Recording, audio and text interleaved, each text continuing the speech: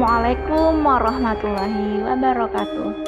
Rahayu, rahayu, rahayu, salam kebajikan. Kembali lagi dengan channel saya Budak Angon 369. Saya akan membalas komen teman-teman yang ada di konten Budak Angon. 1. Banyak yang menuduh saya halu. 2.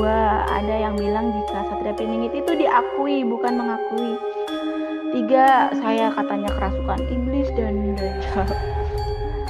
Begini, saya jawab nomor 1 dulu. Banyak yang menuduh saya halu. Yang melihat cahaya di kening saya almarhum ibu dan teman saya yang kesaktiannya sangat tidak diragukan lagi. Yang melihat maung putih juga banyak. Itu bukan dari saya sendiri. Yang melihat kodam naga putih juga bukan saya, tapi pihak lain. Yang soal Wangsit Prabu Siliwangi, batu setinggi pintu, pohon hanjuang dan handelem itu ada bukti fisiknya. Saya bisa kasih bukti berupa foto dan video. Yang melihat ini bukan mimpi ya, tapi dia diberi penglihatan. Saya pidato di atas mimbar yang di bawahnya para petinggi negara seluruh dunia, dan saat berpidato kening saya bercahaya. Itu bukan saya, tapi ada orang lain yang mengatakan dan mengalami penglihatan itu. Semua tokohnya masih ada dan hidup. Jadi salah besar ketika ada yang menuduh saya halu. Satria Piningit itu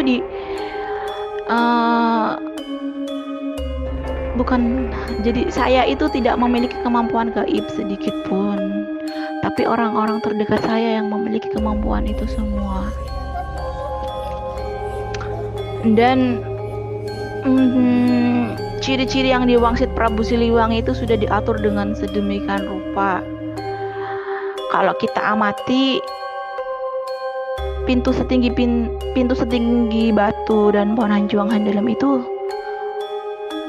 tidak ada di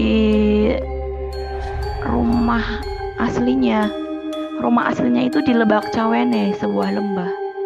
Jadi dari situ kita tidak akan ada yang sengaja untuk menanam pohon hanjuang dan handelem. Atau batu setinggi itu tidak bisa kita buat sendiri agar diakui sebagai Satria Piningit. Tapi di Wangsit Prabu Siliwangi itu rumah itu bukan rumah miliknya. Jadi dia itu hanya tinggal sementara di situ karena ada tempat aslinya yaitu Lembak Cawene. Ada yang bilang jika SP itu diakui bukan mengakui. Pertanyaannya, siapa yang mau mengakui? Sedangkan sebagian besar rakyat Indonesia itu tidak tahu loh Wangsit Prabu Siliwangi. Saya juga tahunya di umur 36 tahun. Dan tidak akan ada yang kalau kita tinggal di rumah yang ada batu setinggi pitu dan ada pohon hanjuang dan handelem. Tidak akan ada tamu yang tiba-tiba datang terus bilang, "Kamu budak Angon karena kamu ada pohon hanjuang dan handelem." Rakyat Indonesia tidak banyak yang tahu soal pohon hanjuang dan handelem. Saya pun kalau tidak diberi ilham atau petunjuk-petunjuk, saya tidak akan tahu kalau saya pernah tinggal di rumah semacam itu.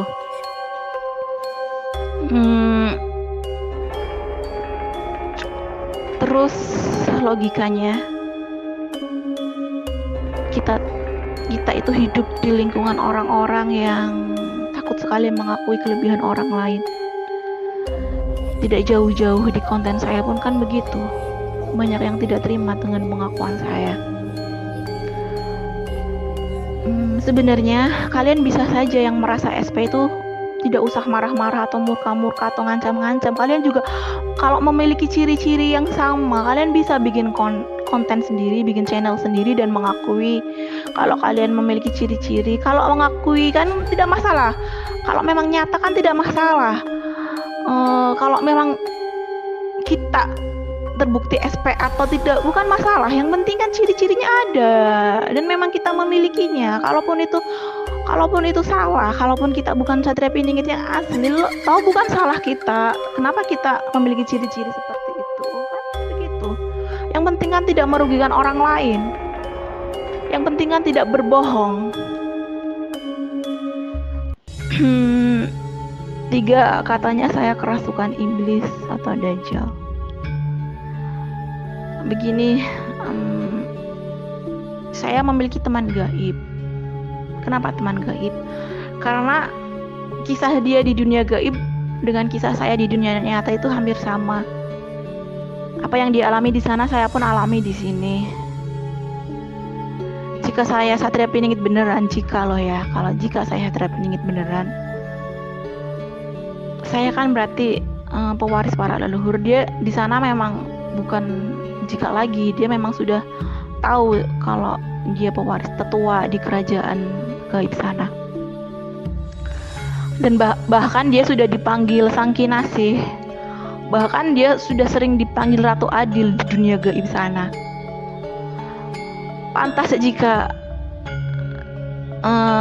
Ratu Adil di dunia gaibnya jadi ratu, karena memang semua gaib bisa tunduk sama dia. Berikut iblis dan dajjal itu hormat sama dia.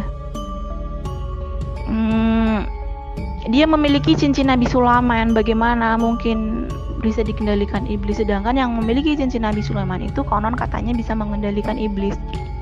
Dan memang betul.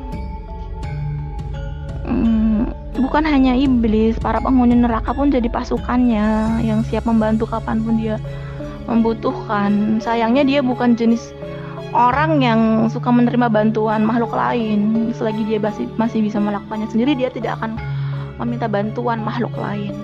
Dia orang yang sangat tidak mau merepotkan.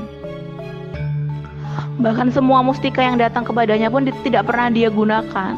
Dia tidak berminat untuk menggunakannya. Tidak hanya bisa berbicara dengan gaib, roh-roh para nabi dan para raja, dia juga bisa bicara dengan binatang, tanaman. Ya, saya tahu karena pernah suatu saat saya membeli tanaman bambu pembawa keberuntungan, bambu Cina, ketika saya berada di luar kota.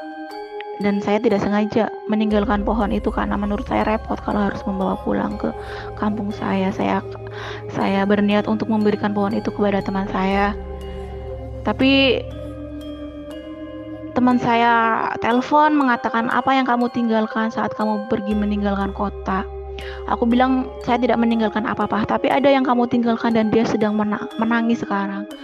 Enggak, saya tidak meninggalkan apa-apa, tapi katanya sebuah tanaman. Dia melihat saya meninggalkan sebuah tanaman dan tanaman itu menangis karena dia tidak mau ditinggalkan oleh saya dan dia ingin bersama saya kemanapun saya pergi. Katanya tanamannya bilang seperti itu. Dia tidak main-main berbicara asal ngomong. Dia tanaman itu nangis tapi dia benar-benar bersikeras untuk, karena jiwa dia itu jiwa sangat penyayang ya. Jadi melihat tanaman menderita pun dia tidak tega. Dia marah.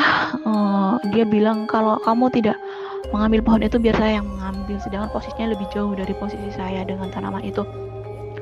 Kemudian dia mentransfer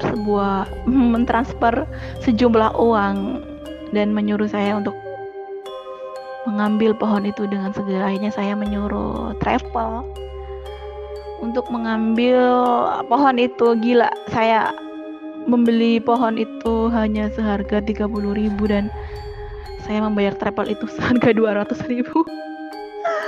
Tentu itu tidak akan saya lakukan kalau saya tidak tahu kalau pohon itu menangis dan menderita. Begitu juga dengan binatang. Intinya saya sekarang jadi lebih peka terhadap perasaan para tumbuhan. Kalau dulu melihat tanaman gak disiram itu cuek, sekarang tidak, dan memberi airnya pun dengan penuh cinta dan mengajak mereka ngobrol.